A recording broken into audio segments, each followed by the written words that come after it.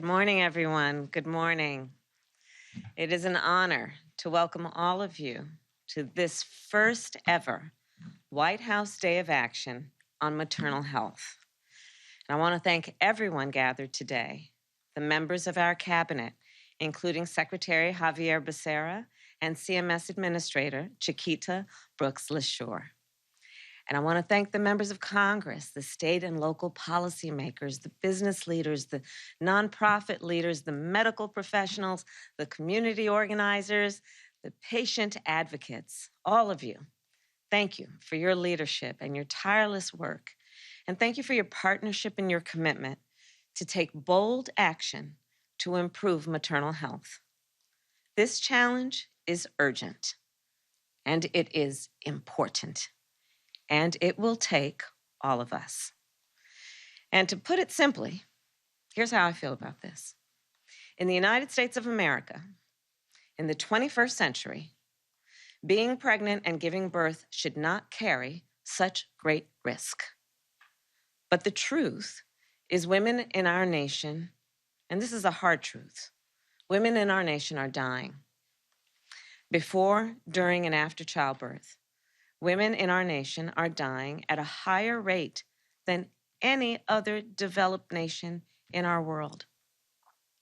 And when we know that for some women, the risk is much higher, when we know that, we should do something about it. When we know that today, Black women are 3 times as likely to die from pregnancy-related complications, we should do something about that.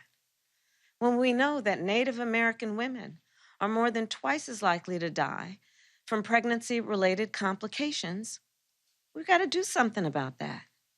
When women who live in rural America, which has many maternal care deserts, meaning there are no maternal care facilities, and when we know that women in rural America, for that and other reasons, are about 60% more likely to die from pregnancy-related complications, we need to do something about that. And think about it, regardless of income level, regardless of education level, Black women, Native women, women who live in rural areas are more likely to die or be left scared or scarred from an experience that should be safe and should be a joyful one. And we know a primary reason why this is true: systemic inequities. Those differences in how people are treated based on who they are. And they create significant disparities in our healthcare system. And when it comes to pregnancy and childbirth, these systemic inequities can be a matter of life and death. So let us all say, unequivocally, maternal mortality and morbidity is a serious crisis and one that endangers both public health and economic growth, which means everyone is impacted by it. Because just think about it. Mothers are the backbone of our economy, and their children are the future of our economy. We know that when women do not get the health care they need, families suffer, communities suffer, and our nation suffers. In fact, one estimate suggests that the direct and indirect costs of poor maternal health care could total more than $30 billion. $30 billion in a single year. By the same measure, we know that when we invest in women's health, when we invest in maternal health, economic productivity increases and socioeconomic outcomes improve. It is clear, a healthy economy requires healthy mothers and healthy babies. I will repeat that. A healthy economy requires healthy mothers and healthy babies. And that is why today, on behalf of our administration, I am issuing a nationwide call to action to both the public and the private sector. Through this call to action, federal agencies, businesses, and nonprofits will join together and will work together to solve this crisis. So today, to kick off this effort, our Department of Health and Human Services and Centers for Medicare and Medicaid are launching a new initiative to designate birthing-friendly hospitals. So this is a brand new designation, and the first designation that rates a hospital based on the quality of its maternal health care.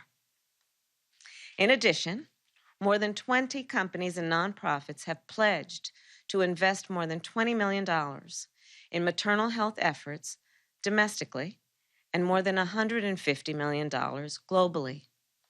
They have pledged to invest in remote care monitors for rural communities, to invest in innovative care models for the postpartum period, to invest in education programs for maternal health providers, and so much more. And we will build on these actions in the coming weeks and months. Now, I know we can all agree, we should all agree, that action is long overdue. We have all heard the stories, and some here have lived the stories. Stories of women who experienced pain only to be ignored. Stories of women who experienced postpartum depression only to be dismissed. Stories of women who had to be put on life support or receive a blood transfusion after blood transfusion and could not hold their newborn baby. These stories should compel all of us to take on this crisis, to change the systems and to challenge the status quo that has created this crisis. Now, many of you know this has been a big part of my life's work. When I was Attorney General of California, I established the Bureau of Children's Justice to prioritize the needs of our children and their parents and to mitigate against adverse childhood experiences. The point for me has always been clear. What affects the children of our communities affects all of us. As a United States Senator, I crafted one of the first bills in the history of the United States Senate to target racial disparities in maternal mortality and to take on the challenge of dealing with implicit bias in our healthcare delivery system. Together with Congresswoman Alma Adams, who is here with us today, I introduced the Maternal Care Act. Together with Congresswoman Adams and Congresswoman Lauren Underwood, I also introduced the Black Maternal Health Momnibus Act, a comprehensive bill designed to improve maternal nutrition, to expand affordable housing, and to extend our maternal health workforce to include more doulas and midwives. And for so many women, let's note, doulas are literally a lifeline. And so we must support all these healthcare professionals. And finally, with Congresswoman Yvette Clarke, I introduced the Uterine Fibroid Research and Education Act, legislation that would address many of the biggest issues that affect so many women, the underlying conditions that contribute to maternal mortality, uterine fibroids. And this is especially of concern for Black women who are more likely to be hospitalized as a result of that condition. So each of these bills forms the basis for the historic investment in our maternal health care included in our Build Back Better Act. Our Build Back Better Act will grow and diversify the perinatal nursing and doula workforce, support the work of the National Center on Birth Defects and Developmental Disabilities. It will promote health equity by taking action from increasing funding for maternal mental health to investing in maternal health research at minority-serving institutions. So here's but an example of what our Build Back Better Act will do. So currently in most state Medicaid programs, they only provide for 60 days of postpartum coverage for women. Our law will require state Medicaid and CHIP programs to provide a full year of coverage after a woman has given birth. Now, what does this mean? It means a full year of coverage for pelvic exams and vaccinations, for postpartum depression, screening, and regular checkups. According to a new report from the Department of Health and Human Services, this would cover 720,000 more people every year. HHS has also put out new guidance today to help states implement the extension. This action will save lives, and it will change lives. Our Build Back Better Act represents the single largest investment to address maternal mortality and morbidity in our nation, ever. The House passed this bill just before Thanksgiving, and the President and I are confident that the Senate will do the same. So as I said from the start, in the United States of America, we must do everything we can to protect and to strengthen both maternal health and reproductive health. This is about the rights of women. This is about the future of our nation. And this will take all of us. And the actions we announce today are just the beginning. In April, here at the White House, I invited women who have experienced personally and deeply the tragedy of maternal mortality. Their stories were different, but they described a common feeling, a terrible feeling, the feeling of not being heard.